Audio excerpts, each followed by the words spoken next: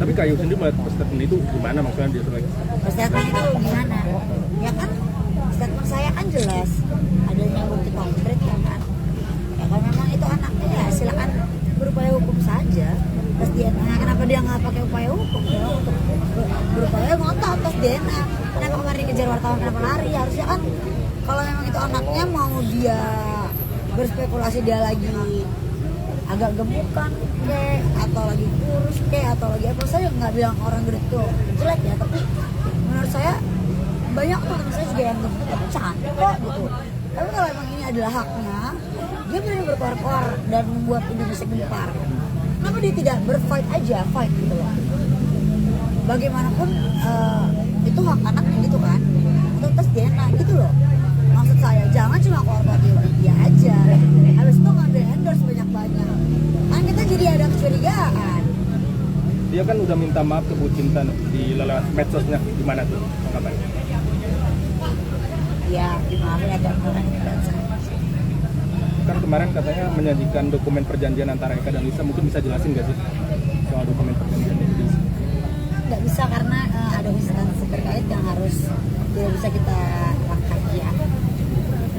Itu proses Udah sempat ketemu gak sih sama Kang Emil atau Bu Cinta terkait permasalahan sampai hari ini? rahasia. Kalau lebih sekarang mungkin tetap percaya dengan statement Bu Ayu yang sekarang mungkin, atau ada perubahan nggak sih? Enggak ada perubahan. Justru saya makin percaya karena katanya anaknya, saya dengar apa prematur ya. Terus katanya kemarin ketemunya di Palembang event ya. Kemarin katanya saya kenalin. Kenapa berubah-ubah? Lucu. Pertanyaan buat saya. Dia kan mengaku udah menginap 3 hari dengan RK di, kalau tidak Kalau itu saya tidak tahu, saya tidak ada di situ.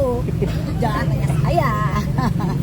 Dia dihujat sekarang nih dengan mungkin kalau gak salah dengan body shaming atau soal gemuknya dia mungkin di medsos itu gimana? Katanya drop katanya. Yang Loh, dengar kabar gitu.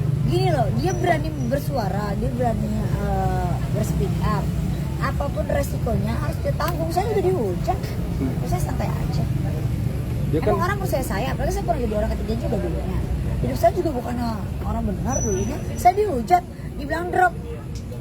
Tapi semua orang punya titik balik. Jadi di sini saya punya kepercayaan bahwasannya akan ada matahari di mana nanti akan bersinar. Ini semua akan terbongkar.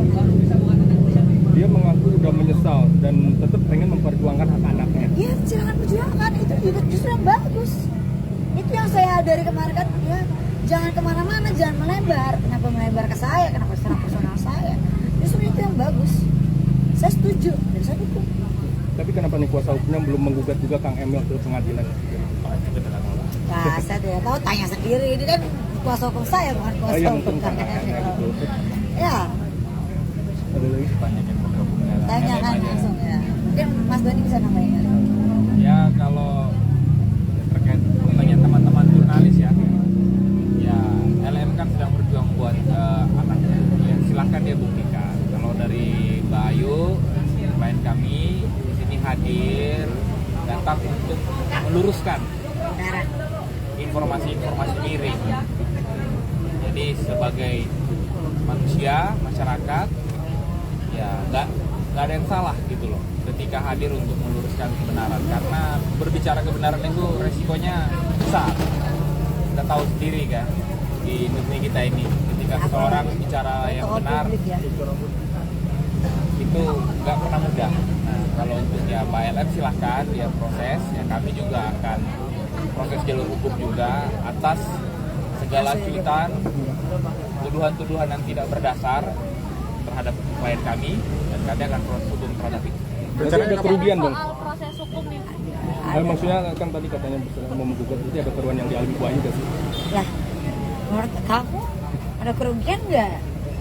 Emang cuitan-cuitannya menurut kalian keterlaluan gitu aja sih ya. Saya kayaknya tidak perlu bicara kalau kamu menginginkan saya ada kerugian atau tidak. Saya tidak bukan endorse. Jadi kalau kerugian mungkin dia takut kerugian kali nggak ada endorse lagi nanti. Dan kalau nggak dibuat rame terus nggak ada endorse lagi deh. Sepi nanti dia. Saya bicara soal mau melakukan laporan ke bagian kayak gini? Satu oknum dan institusi negara yang membuat saya kecewa. Kenapa bisa itu data terbongkar? Itu kan yang punya hanya mereka. Dia bilang nih, lo pernah digerebek, foto itu berdasarkan apa? Saya masih ada di sini, saya nggak pernah di penjara. Saya nggak pernah terbukti memakai narkoba. Bahkan digerebek 2 kali, 3 kali yang di Mister Jasa telepon Anda ya. 3 kali saya nggak pernah terbukti memakai narkoba. Di tes urin kah, buktikan. Tapi kalau obat atau depresan, ya saya memakai. Karena dari dasarnya. Dari dulu kayaknya udah pernah tahu deh, ya kan? Kapan rencananya Bayu mungkin melaporkan? Lama gerucak akan melaporkan di sini. Kita tuh nggak mau keluar-keluar, nanti kalian lihat aja. Kita mau silent killer saja. Polda atau Polres? Adalah Bisa Polda, bisa Polres. Ya, yang bisa. yang penting tempatnya adalah institusi kepolisian. ya Masih buktinya masih mengumpulkan atau sebenarnya udah lengkap? Sudah lengkap. Kan banyak di internet lah ya, kita bisa lihat sendiri ada Udah di tujuan. internet, kita juga sudah capture semua. Udah. Masuk ucapan soal dia walaupun menyebut nama kamu, tapi ada AA yang dibilang punya hubungan dua sama Pak RK seperti itu. Betul. Itu kan udah harus dia buktikan ya. Pertama itu ya. Kedua, dengan ucapan dia saya memperkenalkan, itu juga fitnah. Keji loh. Tiba-tiba dia berubah lagi ya statementnya. Dan ini udah menjadi bukti baru buat kita kan. Dan akhirnya lama-lama terbongkar, apalagi nanti setelah. Awalnya memang apa tuh sebenarnya berganti pidato kayu? Awalnya Kalian nggak tahu Mungkin beda lagi kali. statementnya kemarin apa ketemu di event. Awalnya kan pertama Bayu dinyatakan bahwa Bayu memperkenalkan. Sekarang itu kan berubah statementnya, bertemu di event, ya kan? Ya, satu statement yang membuat publik gempar karena melibatkan sosok yang tokoh ya, kita bisa bilang Pak RK gitu. Dan ini sekarang berubah lagi. Nah ini kan ada konsekuensi hukum di balik itu, dan itu kan berdampak buruk buat Pak RK sendiri, apalagi buat Bayu yang disangkut pautkan. Padahal Bayu di sini hadir untuk meluruskan informasi miring. Sebenarnya saya tuh jujur ya, dari sisi saya sebagai wanita juga, saya kasihan dengan beliau karena kalau kita lihat kan sepertinya beliau juga ada faktor ekonomi mungkin ya, dugaan saya ya. Tapi ya suruh dia jujur aja lah pada diri dia sendiri.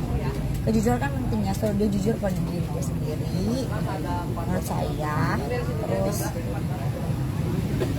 gak bisa diomongin sih sebenarnya, banyak yang mau saya omongin, tapi ya kita lihat. Bang, mungkin Pak Selamat yang bakal menjerat dia sendiri